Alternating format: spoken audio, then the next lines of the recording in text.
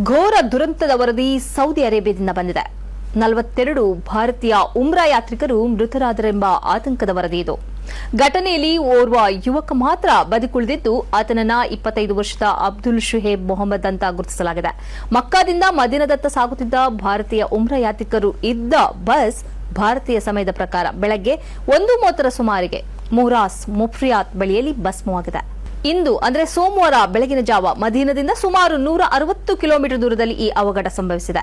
Bus diesel ಟ್ಯಾಂಕರ್ಗೆ ಡಿಕ್ಕಿ ಹೊಡೆದಿದ್ದು, ಆ ಸಮಯದಲ್ಲಿ ಅನೇಕ ಪ್ರಯಾಣಿಕರು ನಿದ್ರೆಯಲ್ಲಿದ್ದರಿಂದ ಬಸ್ಗೆ ಬೆಂಕಿ ತಗುಲುತ್ತಿದ್ದಂತೆಯೇ ತಪ್ಪಿಸಿಕೊಳ್ಳಲು ಸಾಧ್ಯವಾಗಲಿಲ್ಲ ಅಂತ ಪ್ರತ್ಯಕ್ಷದರ್ಶಿಗಳು ತಿಳಿಸಿದ್ದಾರೆ.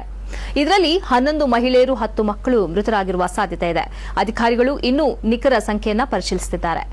ರಕ್ಷಕ ತಂಡಗಳು ಸ್ಥಳಕ್ಕೆ ಧಾವಿಸಿದಾಗ ಬಸ್ ಸಂಪೂರ್ಣ ಸುಟ್ಟು ಹೋಗಿರುವ ಭಯಾನಕ ದೃಶ್ಯ ಕಂಡುಬಂತು. ಮೃತರ ಗುರುತಿನ ಮಾಹಿತಿ ಕಲೆ ಹಾಕುವುದು ಕೂಡ ತುಂಬಾ ಕಷ್ಟಕರವಾಗಿದೆ. ಹೈದರಾಬಾದ್ನ ಮಹಿಳೆಯರು ಮತ್ತು ಮಕ್ಕಳು ಈ ದುರಂತದಲ್ಲಿ ಸಿಲುಕಿರುವ ಸಾಧ್ಯತೆ ಇದೆ.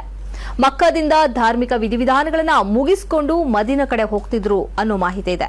ಭಾರತವು ಈ ಕುಟುಂಬಗಳಿಗೆ ನೆರವು ನೀಡ್ತಾ ಇದೆ. ಈಗಾಗಲೇ ಭಾರತದ ವಿದೇಶಾಂಗ ಸಚಿವ ಎಸ್ ಜೈಶಂಕರ್ ಕೂಡ ಈ ಅಪಘಾತದ ಕುರಿತು ಆಘಾತವನ್ನು ವ್ಯಕ್ತಪಡಿಸಿದ್ದಾರೆ.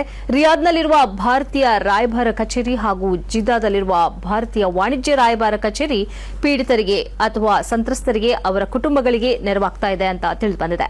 ತೆಲಂಗಾಣ ಸರ್ಕಾರವು ರಿಯಾದ್ನ ಭಾರತೀಯ ರಾಯಭಾರ ಕಚೇರಿಯೊಂದಿಗೆ ನಿರಂತರ ಸಂಪರ್ಕದಲ್ಲಿದ್ದು, ಮುಖ್ಯಮಂತ್ರಿ ರೇವಂತ್ ರೆಡ್ಡಿ ದೆಹಲಿಯಲ್ಲಿರುವ ಅಧಿಕಾರಿಗಳಿಗೆ ಸಮನ್ವಯ ಸಾಧಿಸಲು ಸೂಚಿಸಿದ್ದಾರೆ.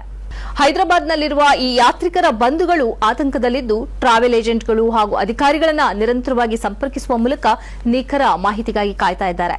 ಪವಿತ್ರ ಉಮ್ರಾ ಯಾತ್ರೆ ಆರಂಭಿಸಿದ ಕುಟುಂಬದವರು ಇದೀಗ ಸಂಕಟದ ಅನಿಶ್ಚಿತತೆಗೆ ಒಳಗಾಗಿದೆ.